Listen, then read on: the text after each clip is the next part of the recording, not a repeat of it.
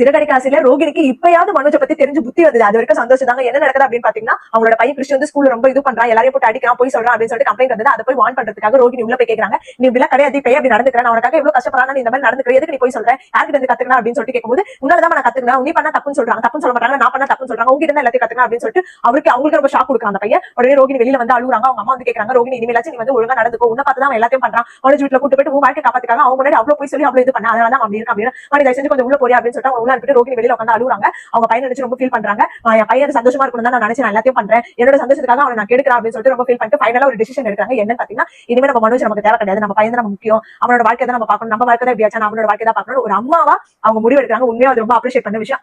அம்மா தாங்க வேற லெவல். அடுத்த சீன் என்னன்னு பாத்தீங்கன்னா, டேரக்டா முத்துவை காட்டுறாங்க. முத்து வந்து அந்த கல்யாண ஏற்பாடு எல்லாத்தையும் பண்ணிட்டு அவங்க வீட்டுல இருக்கவங்க எல்லாத்தையும் சொல்றாரு. அவங்க அப்பா கூப்பிட்டு சொல்றாரு, அப்புறமேட்டு பழக்குறலையும் நம்ம ரவியை கூப்பிட்டு சொல்றாரு. அவங்க அப்பா உடனே என்ன சொல்றாருன்னா, என்னதான் இருந்தாலும் நீ வந்து சிந்தாமணியை கூப்பிடுறதா கரெக்டா, அவங்க பொண்ணுக்கு வந்து நீ கல்யாணம் பண்ற அப்படின்னா அவங்க கூப்பிட்டு தான் பண்ணணும், அவங்க வராங்க இல்லையா அடுத்த விஷயம் அவங்க கூப்பிடும் அப்படின்னு முத்து ரொம்ப தயங்குறான். இருந்தாலும் அவர் வந்து சொல்றாரு, இல்ல நீ பண்ற தப்பு முத்து, அவங்க கூப்பிட்டு அப்படின்னு சொல்லிட்டு ஃபைனலா ஒரு டிசிஷன் எடுக்கிறாங்க. உடனே மீனாவும் அதுக்கு சரின்னு சொல்லிட்டு ரெண்டு பேருமே போயிட்டு சிந்தாமணியை கூப்பிடுறதுக்காக போறாங்க. அங்க போயிட்டு இது போல என்ன வீடு விட தட்டா போக ஆரம்பிச்சுங்க ரெண்டு பேரும் அப்படின்னு சொல்லிட்டு அவங்க என்ன பண்றாங்க. உடனே முத்து சொல்றாரு, நாங்க எதுக்கு அப்படி போனோம், நாங்க உழைச்சு சம்பாதிக்கிறோம், எங்களுக்கு அதெல்லாம் தேவை கிடையாது, உங்க பொண்ணோட கல்யாணத்துக்கு உங்களை இன்வைட் பண்ணாதான் வந்தோம் அப்படின்னு சொல்லிட்டு சொன்னேன். என்னது இந்த பிச்சைக்காரியோட தம்பிக்கு எப்போ கல்யாணம் பண்ணிப்பீங்களா, நான் போய் போலீஸ் ஸ்டேஷன் கம்ப்ளைண்ட் கொடுப்பேன், நீங்க வற்புறுத்தி கல்யாணம் பண்ணிருக்கீங்க அப்படின்னு, அதுக்கெல்லாம் தேவையே கிடையாது, நீங்க அந்த மாதிரி பண்ணீங்கன்னா உங்க பொண்ணு உங்க போலீஸ் ஸ்டேஷன் உட்கார வச்சு அப்படின்னு சொல்லிட்டு மிரட்டுறாங்க. நீங்க வந்துதான் ஆகணும் அப்படின்னு சொல்றாங்க. உடனே சிந்தாமணிக்கு கோவம் வந்து அந்த தட்டு தள்ளி விட்டுறாங்க. தள்ளி விட்டு அவங்க என்ன சொல்றாங்க, நாங்க வர முடியாது, உங்களால முடிஞ்சதை பாத்துக்கோ அப்படின்னு சொல்லிட்டு, நீங்க வரீங்க இல்ல உங்க விருப்பம், உங்க கூப்பிட வேண்டியது எங்களோட கடமை, அதனால வந்திருக்கோம் அப்படின்னு சொல்றாங்க. சொல்லிட்டு அவங்க அதுல கிளம்புறாங்க. அவங்க அப்பா அம்மாவும் ஒரு மாதிரி முறைச்சிட்டாங்க. சோ அதோட இந்த எபிசோட் முடிச்சிருக்காங்க.